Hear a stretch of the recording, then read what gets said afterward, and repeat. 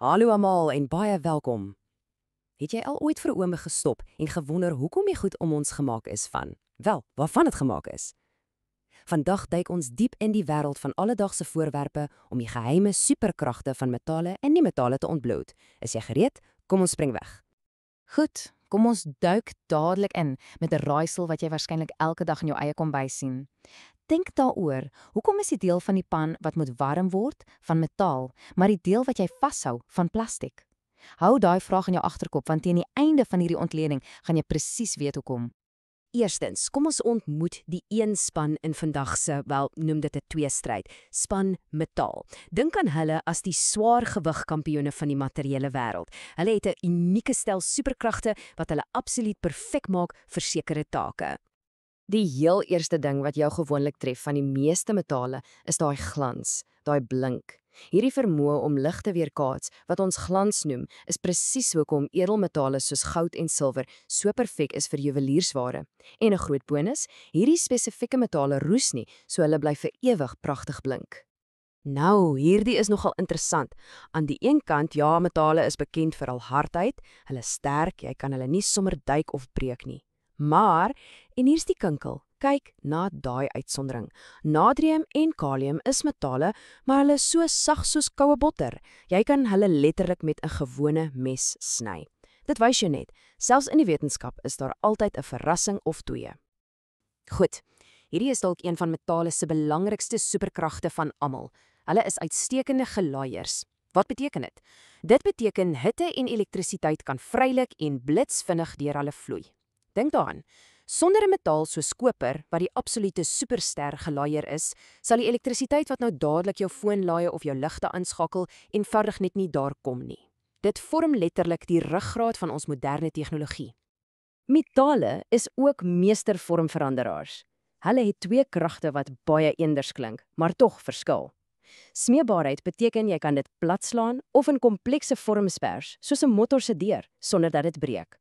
Rekbaarheid, aan die ander kant, is die ongelooflike vermoë om dit in lang, dun drade te strek, presies soos wat ons met koper doen vir al ons elektriese kabels. Right? Hier's 'n ding wat baie mense verkeerd verstaan. Nie alle metale is magneties nie. Nee, dis 'n baie eksklusiewe klip.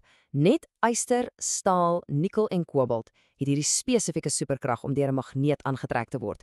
So die volgende keer as jy 'n yskasmagneet teen iets hou, onthou, jy toets eintlik vir een van hierdie 4. Kyk bietjie na daai syfer, -39°C. Dis yskoud.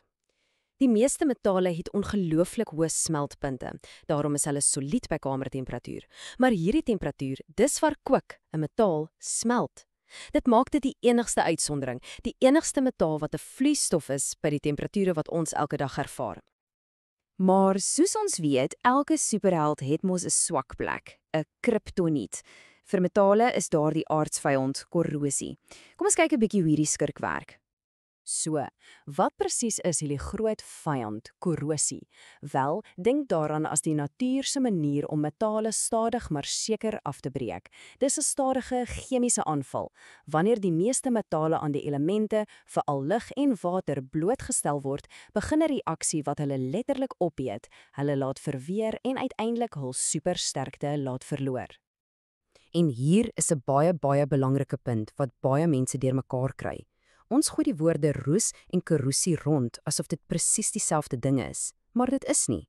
Roes is eintlik 'n baie spesifieke bynaam. Dit is die rooi-bruin skilferige korrosie wat jy net op yster en staal sien. Ander metale kan korrodeer, ja, maar net yster kan werklik roes. Die goeie nuus is, ons kan ons ysterhelde beskerm. Omdat roes, lig en water nodig het om te werk, is die oplossing eintlik eenvoudig. Skep 'n versperring tussen die metaal en die elemente. Ons kan dit verf, dit met plastiek bedek, dit met olie of grease smeer, of selfs 'n ander nie-roesende metaal bo-oor sit om dit op te offer. Goed, ons het span metaal goed leer ken. Nou is dit tyd vir hulle teenstanders, die nie-metaal. Maar moenie die fout maak en dink hulle is swakker nie. Glad nie. Hulle is spesialiste met 'n heeltemal ander stel superkragte. So, die nie-metale se superkragte is basies presies die teenoorgestelde van metale. Hulle blink nie, hulle is dof.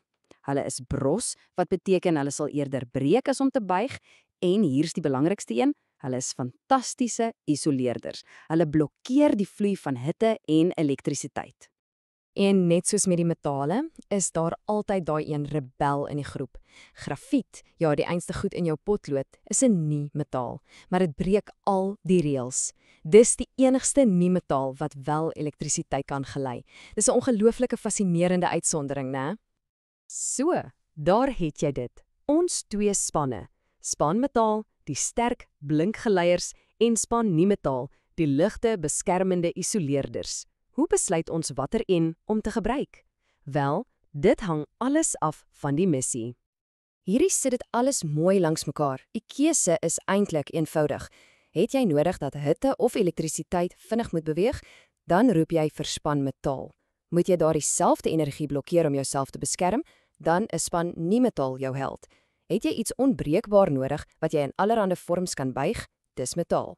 Iets liggewig wat nie noodwendig supersterk hoef te wees nie metaal. Sien, elke span het sy doel.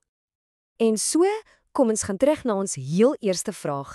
Die braaipan raaisel is opgelos. Dit is so eenvoudig. Die basis van die pan is metaal, want jy wil hê dat die hitte van die stoof vinnig en doeltreffend na jou kos gelei moet word. Die handvatsel is plastiek, 'n nie-metaal, want jy wil daardie hitte isoleer. Jy wil keer dat daardie selfde hitte jou hand brand. Twee verskillende materiale, twee verskillende superkragte wat perfek saamwerk. So, nou het jy al hierdie kennis, maar die regte pret begin nou eers. Jou missie, as jy dit wil aanvaar, is om 'n materiaalspeurder in jou eie wêreld te word.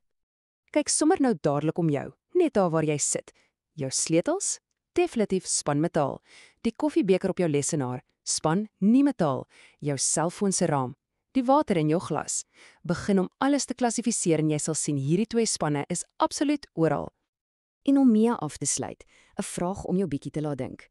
As jy die krag gehad het om 'n splinternuwe materiaal te ontwerp, wat sou sy heel belangrikste superkrag wees? Sou dit supersterk wees? Miskien 'n perfekte isoleerder? Deursigtig maar onbreekbaar. Die moontlikhede is letterlik eindeloos. Dankie dat jy saam met ons op hierdie ontdekkingstog was.